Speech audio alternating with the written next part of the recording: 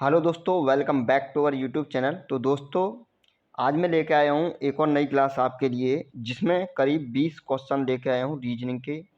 तो आप 20 क्वेश्चन करके देखिए आप कितने सही कर सकते हो। ठीक है, ये आपके लिए एक तरह से टेस्ट है। जैसे मान लो आपका कल ही एग्ज़ाम हो, आज मैं 20 क्वेश्चन लेके आया हूँ, आप कितने सही कर सकते हो। ठीक है, तो ये आप कोई भी एग्ज़ाम की तैयारी कर रहे हो उसके लिए है। ठीक है, आप किसी भी एग्ज़ाम की तैयारी करते हो उसके लिए इम्पोर्टेंट है हर एक क्वेश्चन। ठीक है, तो स्टार्ट करते हैं। पहला क्वेश्चन क्या है, और ये सारे क्वेश्चन जितने भी क्वेश्चन हैं वो सब आए हुए हैं। ठीक है, ये एलडीसी के एग्जाम में आए हुए हैं। तो देखो, पहला क्वेश्चन पढ़ते हैं क्या दिया है। क्वेश्चन पढ़ो पहले। क्वेश्चन है, संख्या 1 से 100 तक की सभी प्राकृतिक संख्याओं को लिखते समय हम कितनी बार 6 लिखते हैं।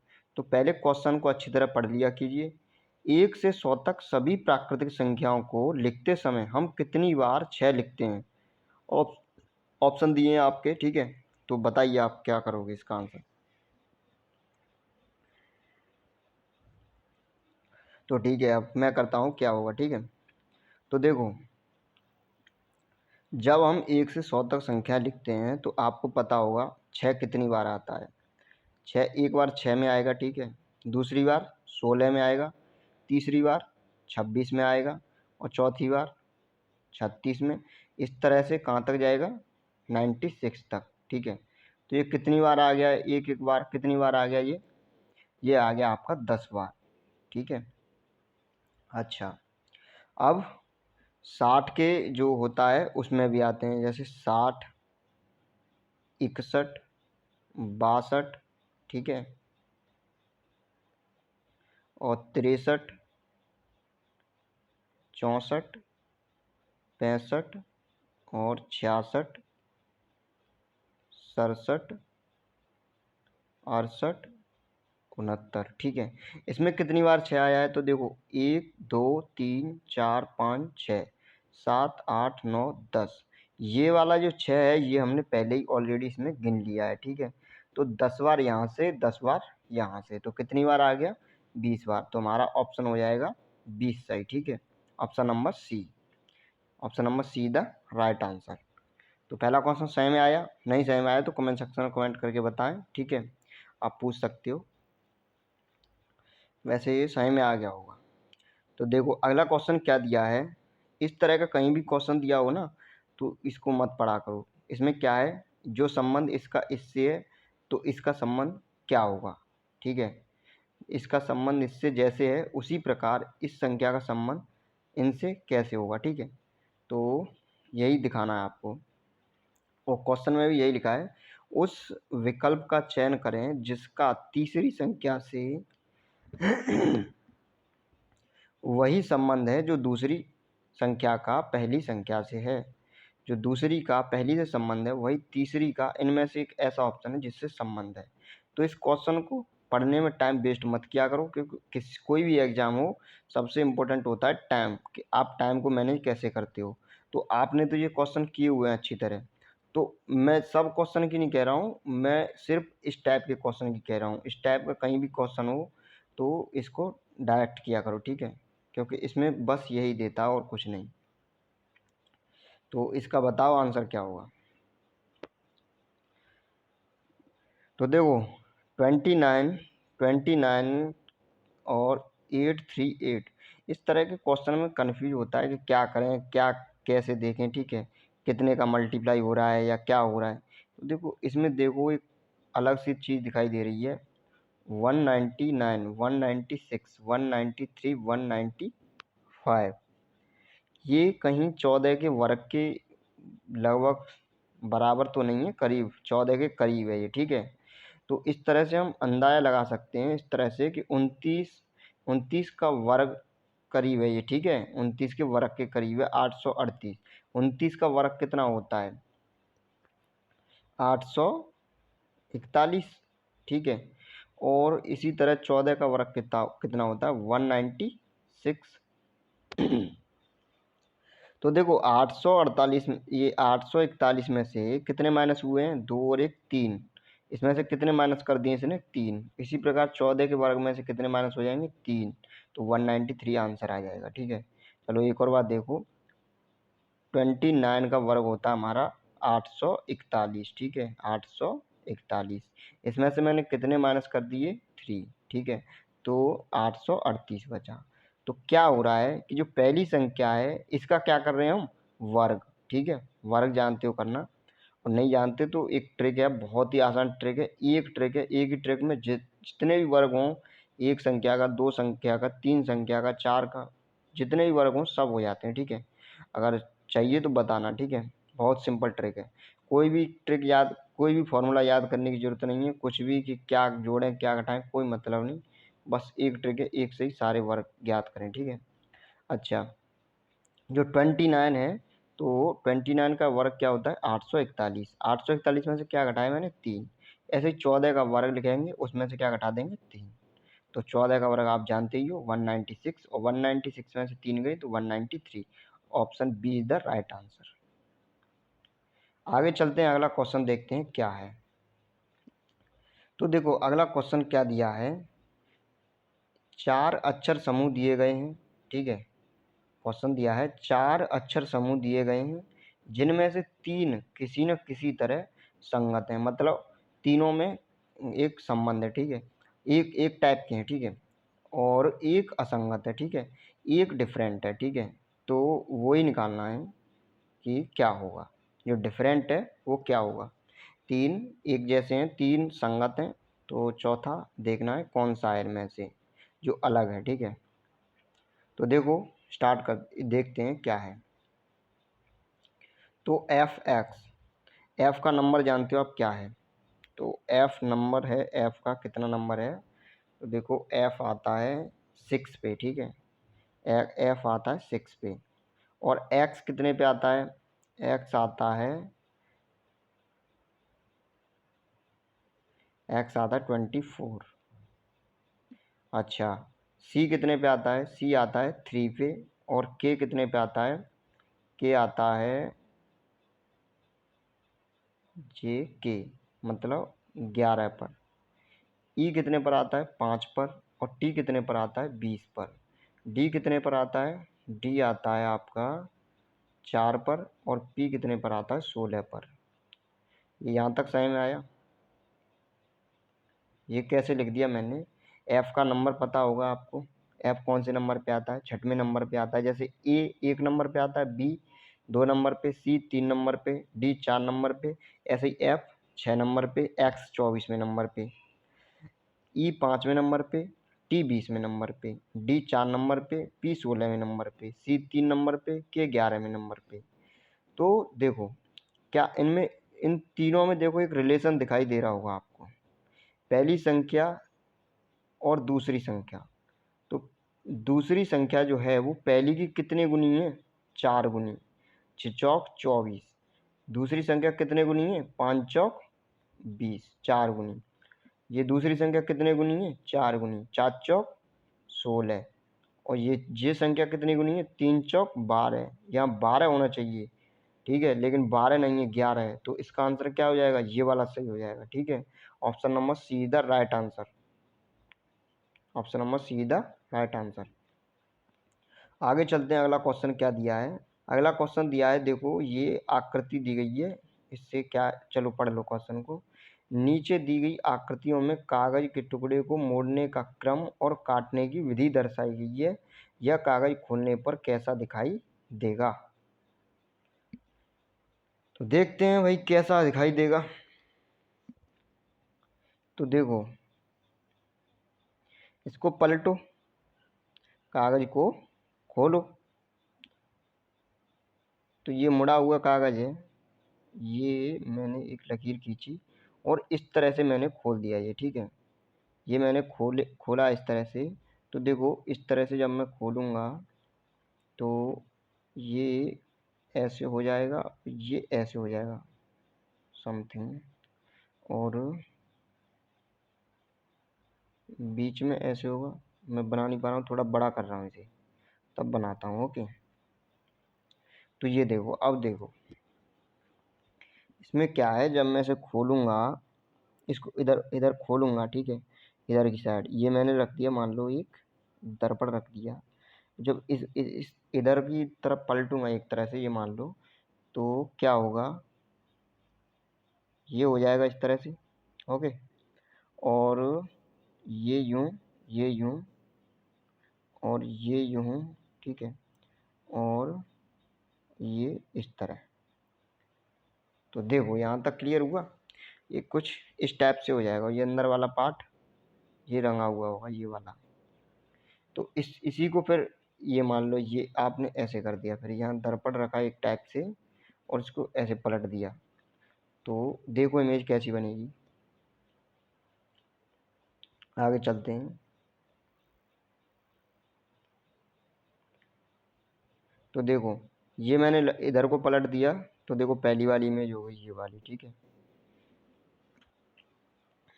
और ये ऊपर गोला बन रहा है ये बीच में, तो जाहिर सी बात है यहाँ भी नीचे भी गोला बनेगा, ठीक है। तो इस तरह की पहले इमेज देखो, इस तरह की इमेज कितने में मिल रही है। इसमें है नहीं तो ये नहीं होगा ऑप्शन, इसमें है नहीं ये नहीं होगा ऑप्शन, इसमें थोड़ी थोड़ी है लेकिन ये नीचे गड़बड़ है, ये सिस्टम यहाँ पे गड़बड़ है, तो ये भी नहीं होगा। वैसे यहीं से आंसर बनना है, ठीक है, यहीं से देखो, यहीं से आंसर बनना पूरा आपका। ये देखो पहला पार्ट ये है, पहला ये है, इसी तरह के चारों पार्ट होने चाहिए, मेन बात ये है। तो देखो चारों पार्ट इसी तरह के सिर्फ पहले वाले में दिख रहे हैं, इसमें है नहीं। इसमें देखो यहाँ गड़बड़ है, और इसमें तो बिल्कुल ही गड़बड़ है, ये पहला ही नहीं मिल रहा है, ठीक है, यही नहीं मिल रहा है सेम, इसमें भी सेम नहीं मिल रहा है, इसमें भी सेम नहीं मिल रहा है। तो ये बिल्कुल सही है, देखते ही आंसर हो जाएगा ये तो, ठीक है। चलो आगे चलते हैं अगले क्वेश्चन की तरफ।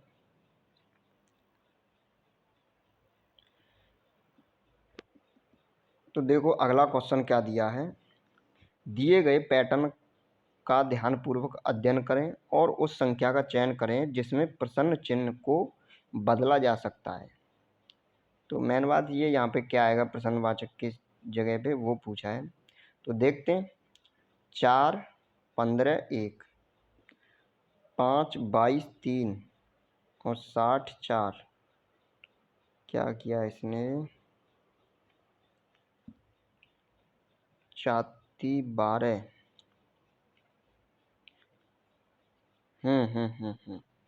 4 चौक 16। हाँ हो गया। देखो 4 का इसने क्या किया है, वर्ग किया है। 4 का वर्ग कितना होता है, 16।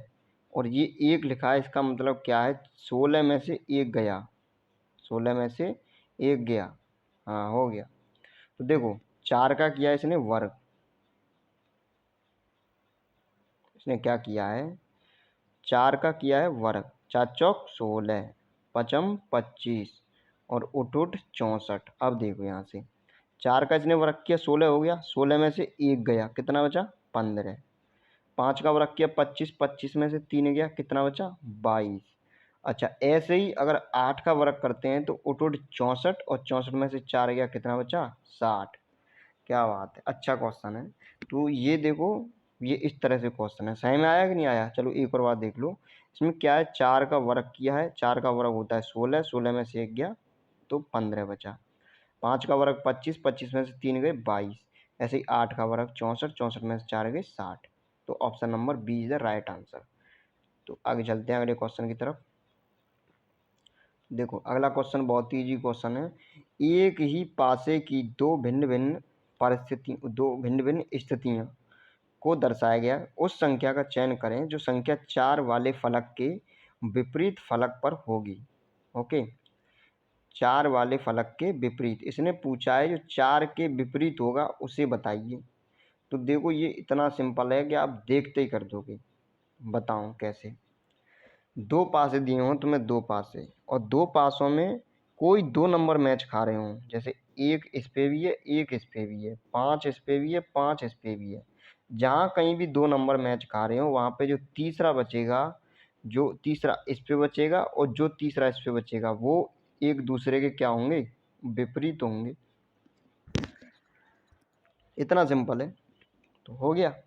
4 के विपरीत क्या होगा, 3, या 3 के विपरीत क्या होगा, 4। तो क्या पूछा है, 4 वाले फलक के विपरीत क्या होगा, 4 वाले फलक के विपरीत क्या होगा, 3 होगा। ओके, तो अगर, चलो अब वो आगे देखेंगे। अगर एक ही मैच हो तो फिर क्लॉकवाइज हम वो करते हैं, ठीक है।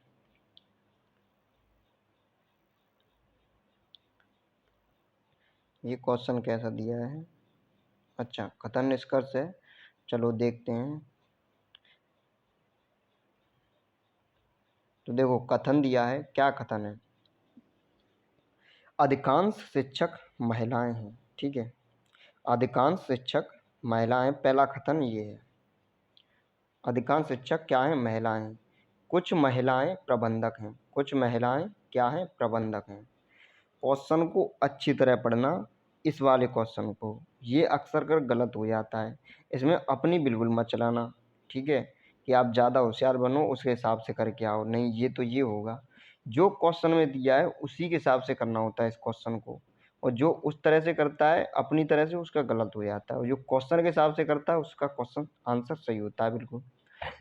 तो कथन देखो, पहले कथन क्या है, अधिकांश शिक्षक क्या हैं, महिलाएं हैं, कुछ महिलाएं प्रबंधक हैं, ठीक है। ये दोनों कथन है, इनको ध्यानपूर्वक समझना।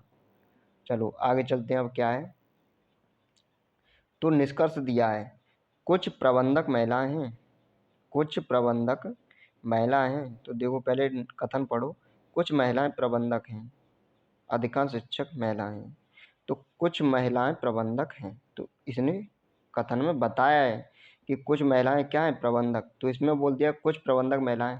सही बात है भाई, ठीक है, कुछ महिलाएं प्रबंधक हैं या प्रबंधक महिलाएं, बात तो एक ही है, ठीक है। कुछ प्रबंधक महिलाएं हैं या कुछ महिलाएं प्रबंधक हैं, ठीक है। जैसे ये दिया है ए और बी, ए और बी, इसने ये दिया है, ये कहा है कि ए का कुछ पार्ट बी में है, तो हम ये भी तो कह सकते हैं कि बी का पार्ट कुछ ए में है। तो इसी तरह से क्या है, कुछ महिलाएं प्रबंधक हैं तो कुछ प्रबंधक भी तो महिलाएं हो सकती हैं। तो पहला ऑप्शन सही है बिल्कुल। अच्छा दूसरे पे चलते हैं, क्या है, कुछ शिक्षक प्रबंधक हैं। अच्छा कुछ शिक्षक प्रबंधक हैं, इसके बारे में कुछ कहा है इसने, देखो, अधिकांश शिक्षक महिलाएं, ठीक है, कुछ महिलाएं प्रबंधक हैं, ठीक है, कुछ शिक्षक के बारे में कुछ कहा है इसने, कुछ नहीं कहा। तो ये क्या है, ये ऑप्शन हमारी समझ से परे है, ठीक है। एक तरह से हम मान सकते हैं इसके बारे में कुछ बताया नहीं है, तो ये अनुसरण नहीं करता है, ओके। तो इसका आंसर देखते हैं क्या होगा। निष्कर्ष 1 और निष्कर्ष बी दोनों अनुसरण करते हैं, केवल निष्कर्ष 1 अनुसरण करता है, तो इसका आंसर होगा केवल निष्कर्ष 1 अनुसरण करता है, ओके। तो आगे चलते हैं, अगला क्वेश्चन क्या है। देखो अगर कोई भी डाउट हो कैसा भी, तो आप कमेंट सेक्शन में पूछ सकते हो, और अगर कोई भी ऐसा स्टूडेंट हो जिसकी कुछ समझ में नहीं आ रहा हो, ज़्यादा वीक हो, तो संपर्क कर सकता है, अलग से ग्रुप बना दिया जाएगा वीक स्टूडेंट का, उसमें अलग से बता दिया जाएगा, ठीक है। तो आपको कैसा भी डाउट हो आप पूछ सकते हो। किसी भी निश्चित कूट भाषा को विक्ट्री को, किसी भी निश्चित कूट भाषा में विक्ट्री को हम क्या लिख सकते हैं, ये, ठीक है। तो उसी भाषा में इसको क्या लिखा जाता है, कैंडल को, ओके। तो अब यहाँ पे ध्यान दो, victory, victory V, V W X, अच्छा। तो देखो यहाँ से बन गया ये क्वेश्चन, इसमें क्या हो रहा है ये ध्यान से देखो, वी डब्ल्यू एक्स, इसमें कितना जुड़ा, पहले वाले में दो, दो वी में क्या जुड़ा, दो। वी कितने पे आता है, वी आता है आपका यू वी 22, मतलब 22 पर आता है, और एक्स कितने पर आता है, 24 पर।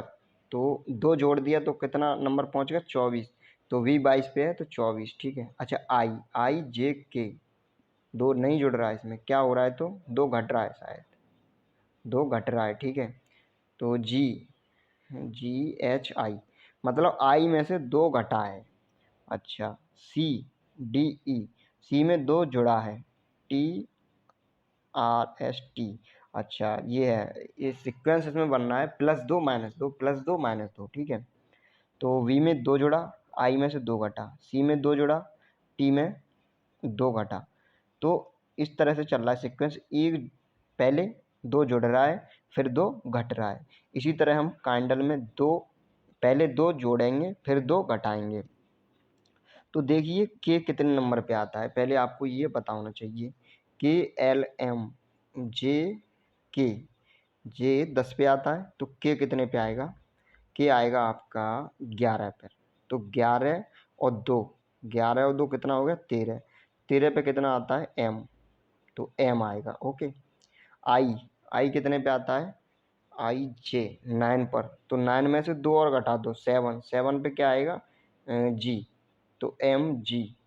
अच्छा एन कितना है, एन एन है आपका 14, तो 14, 14 में 2 जोड़ देंगे, पहले 2 जोड़ा फिर घटाया फिर जोड़ेंगे, तो 14 और 2 16, 16 पे क्या आता है पी।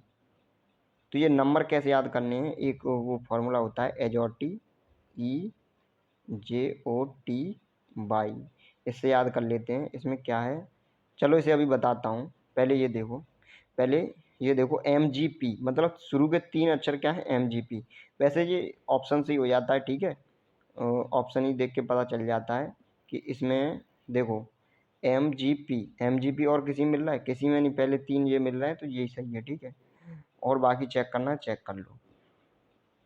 अब देखो नंबर याद करने की वैसे तो मुझे लग रहा है सबको पता होगी, लेकिन एक बार फिर देख लो, जिसको पता नहीं वो देख लो। ई जे ओ टी बाई, एजोटी, एजोटी ये कितने पे आता है 5 पे, जे 10 पर, ओ 15 पर, टी 20 पर और बाई, बाई कितने पे आता है 25 पर। तो इस तरह से नंबरिंग कर लेते हैं। तो ई के बाद क्या आएगा, वो छठवें पे आएगा, और वो वैसे तुम्हें डायरेक्ट याद होना चाहिए, एक एक रटा होना चाहिए बिल्कुल।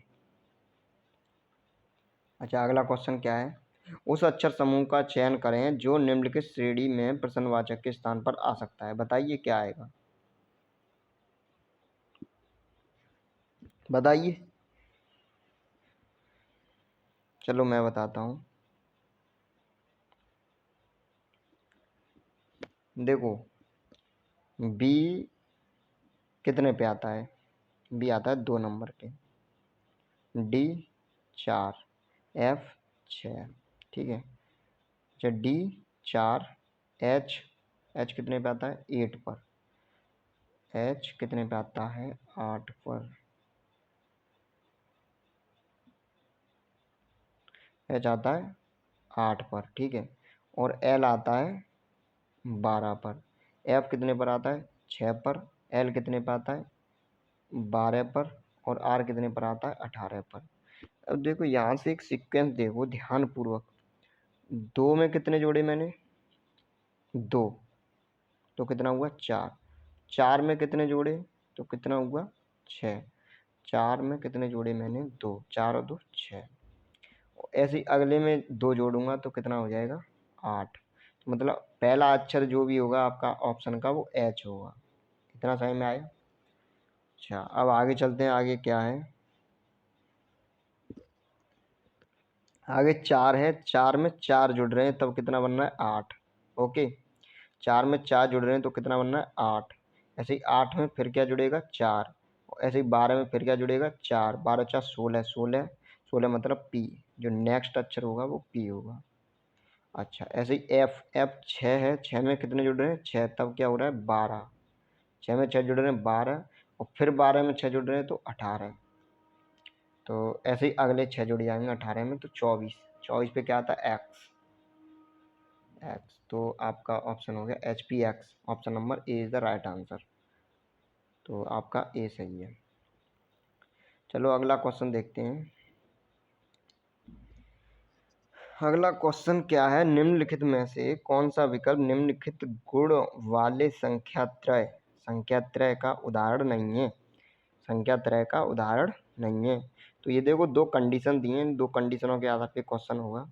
तीसरी संख्या के अंकों का योगफल, ये 3 संख्या दी हैं, तीसरी संख्या मतलब ये 800, 800 300 303 ये वाली, तीसरी संख्या के अंकों का योगफल, उनका योगफल पहली संख्या के अंकों के योगफल का दोगुना होता है।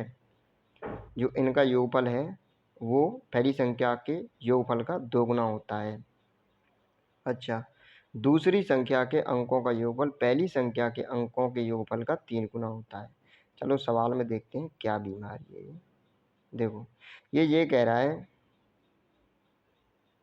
कि जो पहली संख्या है ना, जो पहली संख्या ये और ये तीसरी, तो इन सब का पहले योग निकालो। तो इसका योग क्या आएगा, जो अंकों का योग, जैसे 0 4, जैसे 4 प्लस 0 प्लस 0 कितना आ गया 4।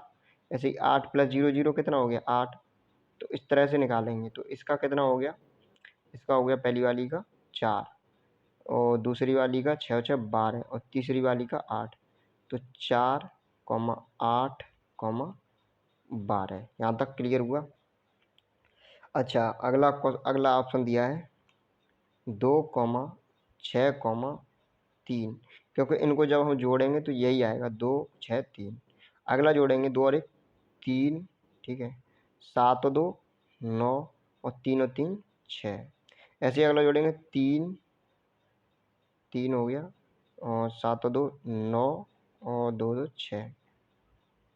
तो देखो ये क्या दिया है, ऊपर दो कंडीशन थी कि जो पहली वाली संख्या है ना, नहीं, जो तीसरी वाली संख्या है वो पहली वाली संख्या से कितने गुनी होगी, 2 गुनी। 8 दी है, 2 गुनी होगी, ठीक है।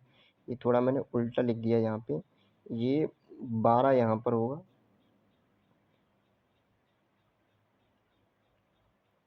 12 यहाँ पर होगा,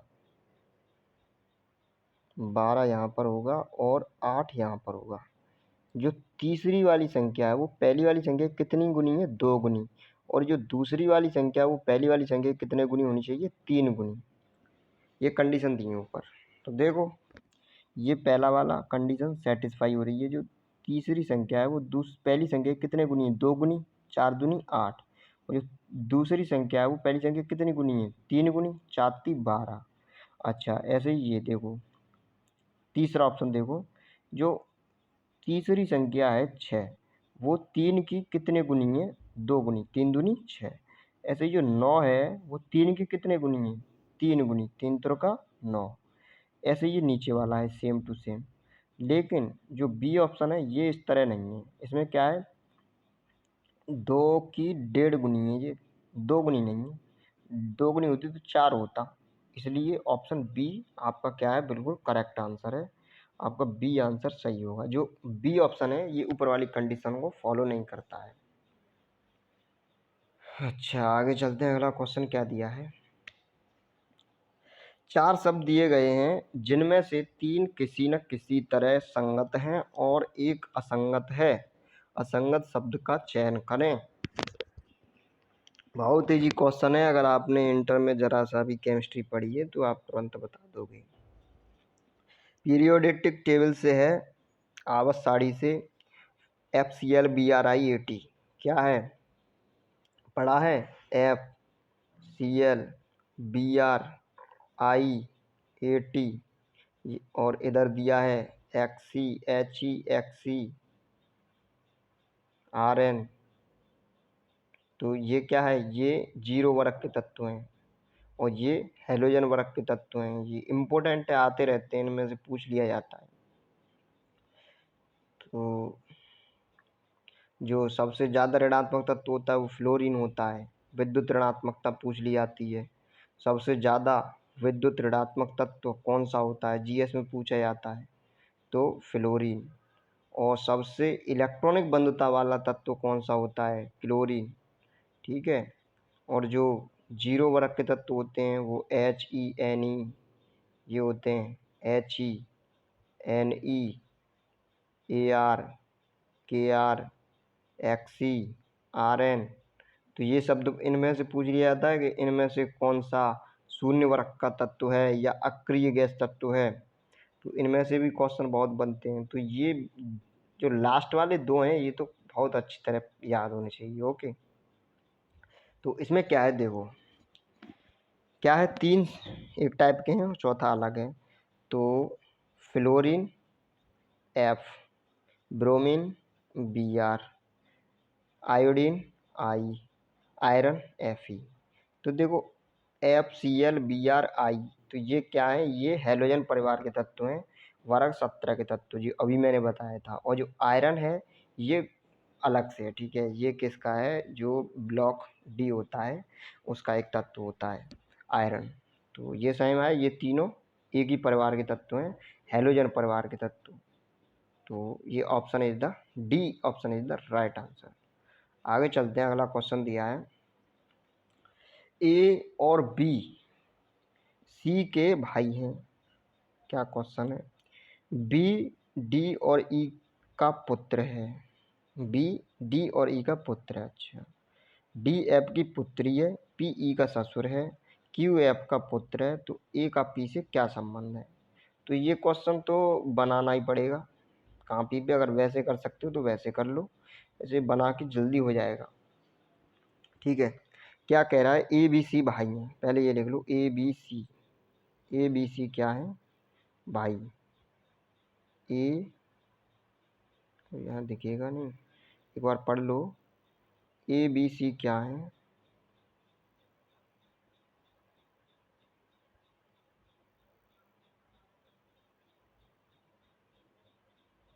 देखो ए बी सी भाई हैं, तो मैंने बनाया ए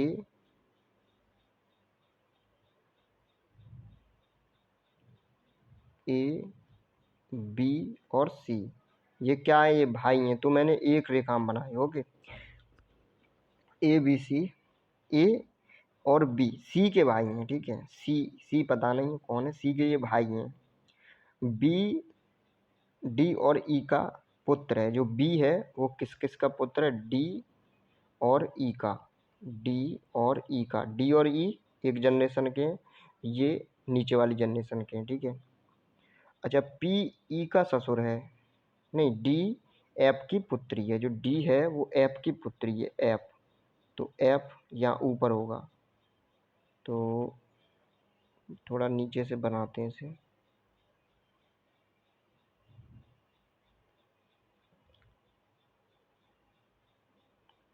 ए बी सी और बी डी और ई का पुत्र है, और जो डी है वो एफ की पुत्री है। डी जो है वो एफ की पुत्री है, ओके। और जो ई है पी, पी क्या है, ई का ससुर है। पी क्या है, ई का ससुर है। तो ये क्या होगा, पॉजिटिव, ये ठीक है। और ये क्या होगी, नेगेटिव, ये भी नेगेटिव। नेगेटिव मतलब स्त्रीलिंग और वो पुल्लिंग, ठीक है। तो अब संबंध पूछा है कि ए का संबंध पी से क्या है, ए का संबंध इस पी से क्या है। देख रहे हो, एक एक जनरेशन बीच में आ रही है, दो, तो क्या हो जाएगा, ये नाती पोते का संबंध होगा, ये तो सही में आ रहा है। तो ए का पूछा है, ए का संबंध पी से क्या है, तो ए का संबंध क्या है, ए नाती है एक तरह से पी का। ये क्या है, नाती है एक तरह से पी का। वैसे तो नाना फाना का संबंध आएगा, ठीक है। तो ये क्या है, ये नाती है, नाती, नाना फाना का नहीं, मतलब क्या बोलते हैं, अब देवता बोलते क्या बोलते पता नहीं। पर ये क्या है, थर्ड जनरेशन, मतलब दो जनरेशन बीच में, एक पिता वाली एक पिता से ऊपर वाली, उस वो नाती पोते का संबंध हो जाता है एक टाइप से, वो बाबा वो नाती, ओके। आगे चलते हैं, अगला क्वेश्चन क्या है। तो देखो अगला क्वेश्चन बहुत अच्छा क्वेश्चन है, इसमें क्या है, त्रिभुजों की संख्या पूछी है। त्रिभुजों की संख्या बताइए भाई, क्या होगी, बताओ त्रिभुजों की संख्या। बहुत सिंपल क्वेश्चन है, वैसे देखते ही क्वेश्चन हो जाएगा। कैसे निकालते हैं, इसकी ट्रिक है एक, ऐसे इस टाइप से कितने भी त्रिभुज दिए हों उसका कैसे करते हैं, नंबरिंग कर दो सिंपली, 1 2 3 4, इन सबको ऐड कर दो, जोड़ दो। जब जोड़ेंगे तो क्या आएगा, 4 और 3 7, 7 और 2 9, 9 और 1 10। आंसर हमारा क्या हो गया, 10। 10 ऑप्शन, तो D option is the right answer. आगे चलते हैं, अगला क्वेश्चन क्या दिया है, वही पूछिए, त्रय संख्या क्या होती है, त्रय संख्या, इन सबको जोड़ लो, इन सबको जोड़ो देखते ही देखते, ठीक है। ये क्या दिया है, 6 और 2 8, 8 और 3 8, 3 2 5, 6 5 11, 6 5 11, 11 4 11 और 4 15, 5 4 9 6 15, 8 और 1 10 18, 9 और 1 10 8 18। तो ये हो गया 10 2 12 और ये हो गया 8 4 4 12 15 और ये हो गया 6 5 11 7 18। ये हो गया 7 2 9 नहीं, ये हो गया 7 2 9 9 और 3 10 11 12 और ये हो गया 5 4 9 9 6 15। ये 9 और 1 10 10 8 18। ऐसे नीचे वाला 9 2 11 9 और 1 10 2 12 और 8 और 4 12 15। ये भी नीचे वाला भी 12 15 18 बन रहा है। 12 15 18 मतलब नीचे के जो तीनों हैं वो क्या है 12 15 18 12 15 18 12 15 18। ऊपर वाला है 11 15 18। यहाँ कितना होना चाहिए 12, इसलिए क्या है ए वाला डिफरेंट है। ठीक है, तो इसका आंसर क्या हो जाएगा, option is the right answer. आगे चलते हैं, अगला क्वेश्चन क्या है। देखो इसमें कुछ नहीं है, सबको ऐड कर लो, अपने आप पता चल जाएगा कौन सा ऑप्शन है। और ये देखते ही देखते करना है, इस तरह से मैं लिख रहा हूँ वो तो समझाने के लिए। ओके, अगला क्वेश्चन दिया है प्लस और गुणा और संख्या 4 और 8 को आपस में बदलने पर प्राप्त होने वाले संतुलित समीकरण का चयन करें। तो देखो प्लस को हम कैसे कर देंगे, प्लस को कर देंगे मल्टीप्लाई से, और जो मल्टीप्लाई है उसे कर देंगे प्लस से, और 4 को कर देंगे हम 8 और 8 को कर देंगे 4। तो कुछ भी कर दें, इससे 8 चौक 32 होगा, 32 में 2 ऐड कर देंगे तो 34 हो जाएगा, और 34 बराबर 34, वैसे ऑप्शन हो गया ए ही सही। फिर भी अगला चेक कर लेते हम क्या है। मल्टीप्लाई को उसने क्या बोला, प्लस कर दो और प्लस को क्या कर दो मल्टीप्लाई, और 4 को कर दो 8, 8 को कर दो 4। तो 8 चौक 32, 32 में 12 ऐड कर दो, 32 और 12 ये तो बहुत निकल रहा है, 34 से बहुत ज़्यादा है, तो ये ऑप्शन सही नहीं होगा। ठीक है, तो option number A is the right answer. आगे चलते हैं अगले क्वेश्चन की तरफ। ये दिया है आपका, अक्षर दिए हैं। ठीक है, अब इसकी इसने पूछी है कि मिरर इमेज बताइए, क्या होगी इसकी मिरर इमेज, आप बताइए। ये मैंने लगा दिया दर्पण, ये मैंने यहाँ पे दर्पण लगा दिया, बताइए इसकी मिरर इमेज क्या होगी। इसको पलट दो एक तरह से। ओके, तो ए कैसा हो जाएगा, ए ऐसा ही रहेगा। ई कैसा हो जाएगा, ई को जब हम ऐसे पलटेंगे तो इस तरह से हो जाएगा इधर की ओर, ई ऐसे हो जाएगा। एस कैसे हो जाएगा, एस ये इधर है तो ये इधर की साइड होगा। ठीक है, ऐसे कुछ होगा, तो इसका आंसर ये वाला होना चाहिए इस तरह से। तो ए ही दिख रहा है, पहला ही ऑप्शन इस तरह से दिख रहा है, क्योंकि ई तो इसमें भी सेम है, इसमें भी। वैसे सब नहीं देखना पड़ता, अगर ऑप्शन देखोगे तो ये देखते ही आंसर हो जाएगा। कैसे कि भाई जब हम मिरर इमेज रखेंगे, यहाँ मिरर लगाएंगे तो जाहिर सी बात है ये सब पलट जाएगा, तो ई पलटेगा, तो ई इसमें पलट रहा है, लेकिन इन तीनों में तो सेम है ना, तो ये ऑप्शन सब हट जाएंगे, डायरेक्ट देखते ही ये हो जाएगा, ऐसे ऐसे होगा। ठीक है, चलो अगला क्वेश्चन क्या है। तो अगला क्वेश्चन क्या है, प्रश्नवाचक चिन्ह के स्थान पर क्या आ सकता है। ये दिया है, ये क्या दिया है कि AR GL I क्या होगा। ए 1 होता है, आर कितना होता है 18 होता है, और जी कितना होता है, जी होता है GHEFGH, जी होता है 7, और एल कितना होता है 12, और आई कितना होता है आई 9। तो देखो ये क्या हो रहा है, 18 और 1 19, 12 और 7, 7 2 9, 12 और 7 19, तो 9 और 10 19, 10 होना चाहिए, 10 मतलब जे, एजॉटी जे आना चाहिए, आंसर जे होना चाहिए। तो option number B is the right answer. आगे चलते हैं अगले क्वेश्चन की तरफ। तो इसमें क्वेश्चन पढ़ लो क्या दिया है। निम्नलिखित आरेख को ध्यान से देखें और दिए गए प्रश्न का उत्तर दें। उन छात्रों की संख्या ज्ञात करें जो 3 में से कोई 2 खेल खेल सकते हैं। इन तीनों खेलों में से जो 2 खेल खेल सकते हो, तो देखते हैं क्या है। 8 खिलाड़ी कैसे हैं जो सिर्फ कबड्डी खेलना जानते हैं, कबड्डी खेल सकते हैं बस। 7 खिलाड़ी कैसे हैं जो सिर्फ हॉकी खेलते हैं, और 8 खिलाड़ी कैसे हैं जो सिर्फ क्या खेलते हैं, क्रिकेट। तो हमें कैसे चुनने हैं जो दो खेल खेल सकते हो। तो 2 खेल कौन कौन से खेल सकते हैं, देखो ये 5 खिलाड़ी क्या कर सकते हैं, क्रिकेट भी खेल सकते हैं, हॉकी भी खेल सकते हैं। और यहाँ पर देखो ये 6 खिलाड़ी क्या करते हैं, हॉकी भी खेलते हैं, कबड्डी भी खेलते हैं। तो यही 2 हैं बस, और तो है नहीं कहीं, और नहीं है। 8 अलग हो गया, ये भी अलग हो गया, ठीक है।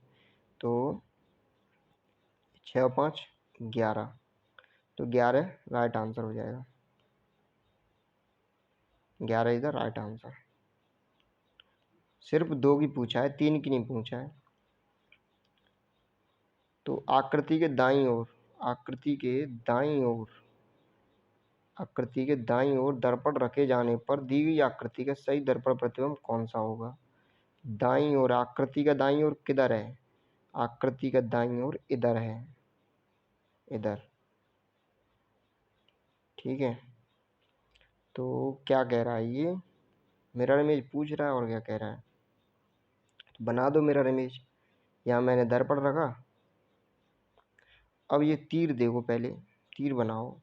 तो इसकी डायरेक्शन, मुंह किधर है, इधर की ओर, तो इसका किधर की ओर होगा, इस तरह से होगा। इसका मुंह किधर है, इधर, तो इसका किधर हो जाएगा, इधर होगा। और इसका नीचे की ओर है, तो ये इधर की साइड आ जाएगा। बस यही देखो ध्यान से। अब ये देखिए कैसे, ये देखो ध्यान से, इस तरह से बनेगा।